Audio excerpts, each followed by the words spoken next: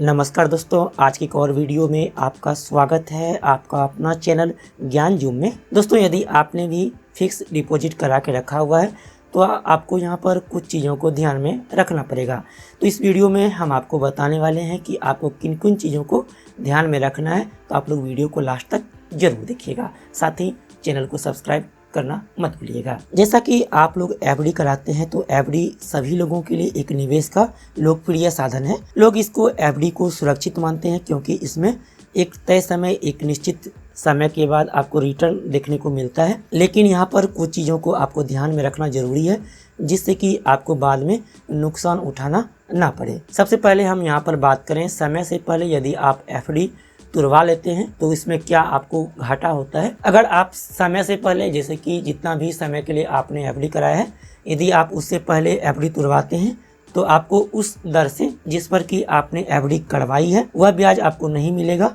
जैसे कि मान लीजिए कि आपने 1 लाख रुपए की एफडी 1 साल के लिए 6% की दर से की, लेकिन आप उसे 6 महीने के बाद ही तोड़ देते हैं तो 6 महीने की एफडी पर 5% की दर से ब्याज मिल रहा है। ऐसे में बैंक आपको पैसों पर 5% की दर से ब्याज देगा, ना कि 6% की दर से। देश के सबसे बड़े बैंक हम SBI की बात करें तो उसके नियम के अनुसार अगर आप कोई व्यक्ति 5 लाख रुपए की एफडी कराता है तो उसे एफडी मैच्योर होने से पहले उसे ब्रेक करने पर 0.50% की पेनाल्टी देनी पड़ेगी। इसी तरह 5 लाख से ज्यादा और 1 करोड़ से कम की एफडी पर 1% पेनाल्टी समय से पहले ब्रेक करने पर देनी होगी। अवधि के समय से ब्याज सुरक्षित करने के बाद, जैसा कि आपको मैंने बताया है, उससे एफडी की रकम के हिसाब से 0.50 या 1% ब्याज की कटौती करके आपको पैसा दिया जाता है। जितने भी बैंक हैं आपको 1% तक की पेनाल्टी वसूलते हैं। इसके बाद हम बात करें दूसरे नियम की, तो दूसरा नियम यहाँ पर है एफडी पर भी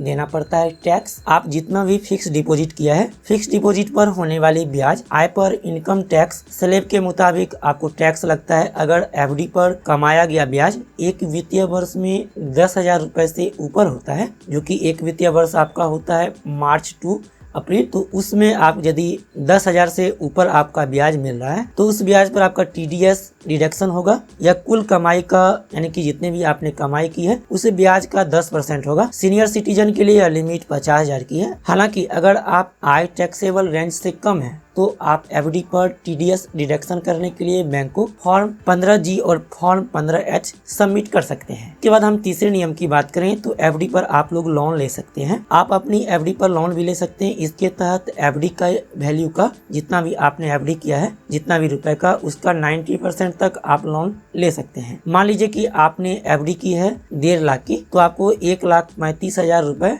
लोन मिल सकता है। अगर आप एफडी पर लोन लेते हैं तो आपको एफडी, जितने भी आपने एफडी किया है, उस पर मिलने वाले ब्याज से 1 से 2% ज्यादा ब्याज आपको देना होगा। जैसे कि मान लीजिए कि आपकी एफडी पर 4% का ब्याज मिल रहा है तो आपको 5 से 6% का ब्याज यहाँ पर ब्याज दर पर लोन मिल सकता है। इसके बाद चौथा नियम की हम बात करें तो एफडी पर आप लोग क्रेडिट कार्ड ले सकते हैं। जितने भी बैंक हैं, प्राय सभी बैंक एफडी पर क्रेडिट कार्ड देती है। बैंक में एफडी की रकम का 80 से 85% तक आपको क्रेडिट लिमिट वाला क्रेडिट कार्ड मिल सकता है। ऐसा ऑफर उन लोगों के लिए अच्छा होता है जिनका कोई क्रेडिट स्कोर नहीं है या फिर जिनका क्रेडिट स्कोर एकदम निम्न है, लो है। एफडी पर यदि आप क्रेडिट कार्ड लेते हैं तो बैंक आपके डिपॉजिट, जितना भी आपने डिपॉजिट किया है, वो क्रेडिट कार्ड से किए गए खर्च की सिक्योरिटी के तौर पर लेती है। इसके अलावा हम 5वें नियम की बात करें तो 5वां नियम यहाँ पर है एफडी पर मिलता है 5 लाख का इंश्योरेंस। एफडी में आपको पैसा सेफ रहेगा। यहाँ पर जमा राशि पर 5 लाख रुपए तक की बीमा सुविधा मिलती है। इसका मतलब यह हुआ कि अगर किसी कंडीशन में बैंक डिफॉल्ट कर जाए तो आपको 5 लाख रुपए पर सरकार की गारंटी होगी, यानी डिफॉल्ट केस में भी 5 लाख रुपए आपको